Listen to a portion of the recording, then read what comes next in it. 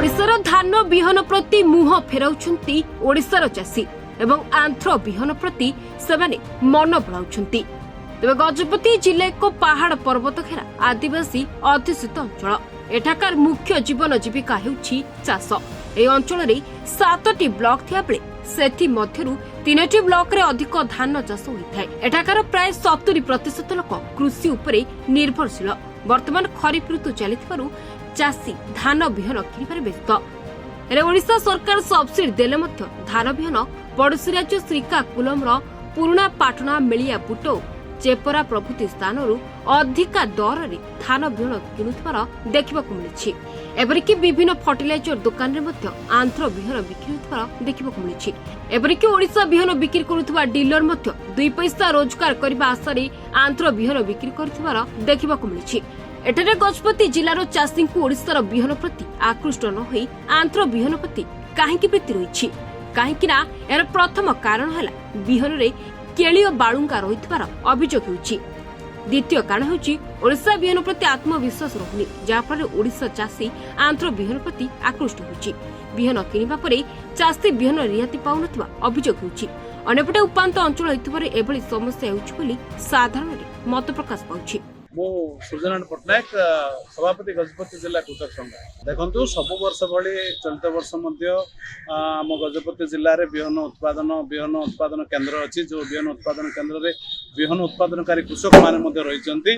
गजपति जिले में अन्य 500 हेक्टर जमी को से मापजोप कर बिहन उत्पादन धान को नियंती एवं ताकू प्रक्रियाकरण कर उच्च धरणर उच्च मानर बिहन जोगाई सब चेष्टा करते राज्य सरकार। और राज्य सरकार चाषी मानू से विभिन्न नीति निर्धारण अनुसार दियंती किंतु एठी आपण जो गोटे कथा प्रश्न उठेले जे आंध्र बिहन प्रति आकृष्ट होबार कारण हला जे एठी बॉर्डर एरिया हेतिवारु माने उपांत अंचल बा बॉर्डर एरिया हेतिवारु सेठी टिके सेमानकर प्राइवेट फार्म गुडा करे जो बिहन तैयार हुए सेति प्रति कृषक माने टिके आकृष्ट होइकरी सेमानकर स्वच्छता चाहउचंती।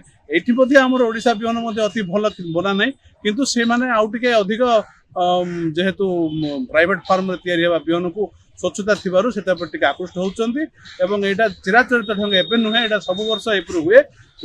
ओडिसार बिहन नियंती एवं आंध्र बिहन मध्ये नियंती दुई प्रकार से माने चाषी मानकर ये हेकि रहिता है माने आंध्र बिहन नेबा ओडिसा बिहन नेबा दुई प्रकार नेकि निज जमी रे व्यवहार करंती एवं समान निज चाष मध्ये करथाय। से प्रकार परिस्थिति मध्ये बेले बेले हेई थाए माने जो असुविधा बेले बेले हेई थाए माने कौन सी गोटे चाषीर भूल भटका जो से प्रकार परिस्थिति अप्रियत परिस्थिति केत सृष्टि होती आधार करके तो समस्त जिन को आम कहीपर नहीं कौटी गोटे भूल भटका हो जाऊँगी किंतु मोटामोटी भाव देखा गले गजपति जिले में 10,000 हेक्टर बिहन चाषी को बिक्री कर चाषी से बिहन नौपर जदि किसी चाषी अच्छा जो मैंने टी आगुआ चाषी जो कहुए से आंध्र बिहन प्रति आकृष्ट होती। आंध्र टी नुआ नुआ भेराइटी बिहन आसी थाए से नुआ नुआ बिहन प्रति आकृष्ट होकर आंध्र किणिक आनते। चाषी देखो आप डीबीटीएल माध्यम चाषी को दि जाऊँगी प्रत्येक गोटे गोटे चाषी को मिनिमम 6 पैकेट 7 पैकेट पर्यटन बिहन दि जाऊँगी और परवर्ती समय 10 दिन 15 दिन से टंका डीबीटीएल माध्यम पाई जाऊँगी विभाग कर्तृपक्ष द्वारा।